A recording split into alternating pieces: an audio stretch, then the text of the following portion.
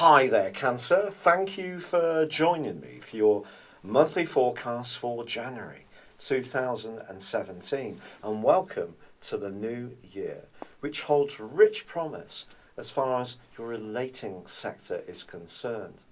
The year begins with the Sun forging a very nuanced link to Mars, the planet of drive. But Mars, you may think, is very much more about our own individual drives, which is absolutely true. And Mars is in fact in the part of adventurism as this year begins.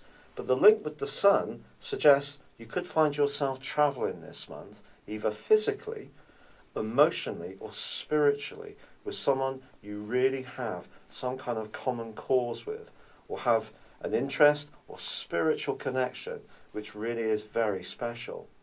But it is going to be important to be realistic about relationships, because Mercury, the planet of communication, is in retrograde as this year begins. And right throughout 2017, I think you're going to have to work at it.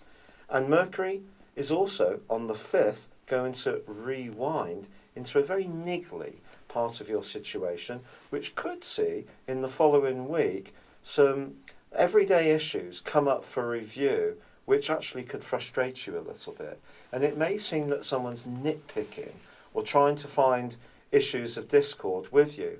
But the great news, Cancer, is that Venus, the planet of relating, moves into the most magical part of your horoscope on the 3rd, where she will be for 28 days. And this is going to give you the opportunity to harmonise relationships, to find areas of common interest, to celebrate the things you have in common rather than focusing on the things that keep you apart. Now, Venus in this area is wonderful if you're footloose and fancy free. If you meet someone before the end of January, it could be a relationship that has quite a lot of kudos and a lot of miles in it. It could be one that really can always be a very reassuring influence in your situation, however long it lasts. Venus in this area can be very charming too, but it's also important to be sincere.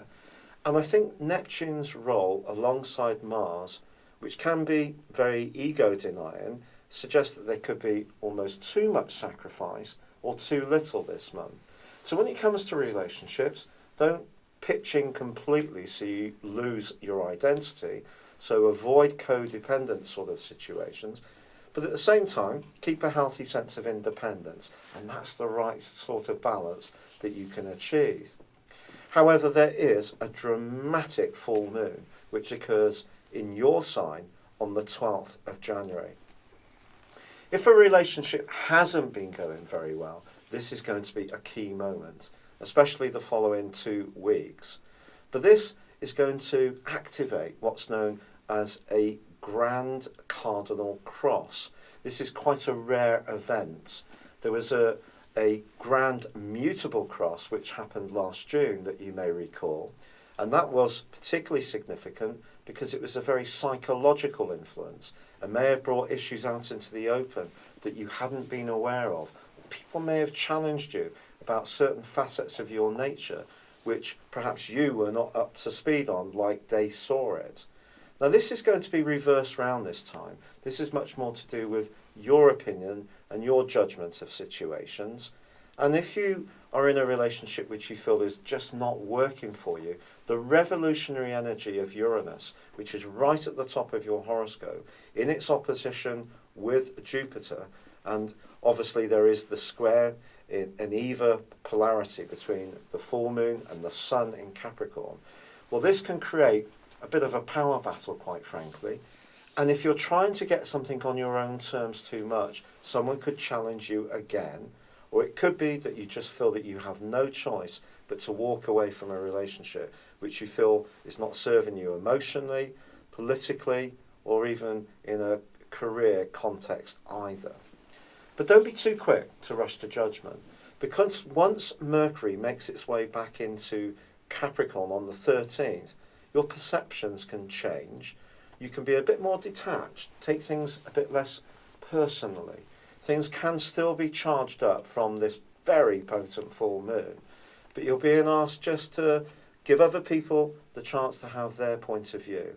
And that's very important. The ability to agree to disagree is one of the most underrated facets of any relationship. Because what we're doing by saying this is, look, I understand where you're coming from. I don't necessarily agree, but you're allowing the other person to air it, but I respect your viewpoint.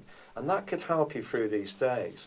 But if something does seem to be in terminal decline, I think once the sun moves on the 20th, that's going to become much more of a desire to really break the chain completely and to renew. And that's because the sun moves into your 8th house, which is very scorpionic, and it can be a time of new beginnings. But obviously, new beginnings always follow an end. Not necessarily an easy end to the month. And there is also a new moon, which is in this sector of ends and beginnings, which occurs on the 28th. But as far as your financial situation is concerned, especially if you're entrepreneurial or a business person, this can be absolutely fantastic, because also on the same day, Mars moves right to the top of your solar horoscope. It's going to boost your ambition, your drive, your desire to achieve a claim, and also make money as you do. So ambitions can definitely be boosted as this month closes. But in general, it's a month where the degree of cooperation and communication that you apply to your relationships is going to be the central theme. There's huge opportunities to connect with the right people, but there may also be situations where you feel you just can't carry on. It's been a real pleasure being with you. Thank you for joining me. Good luck, and goodbye for now.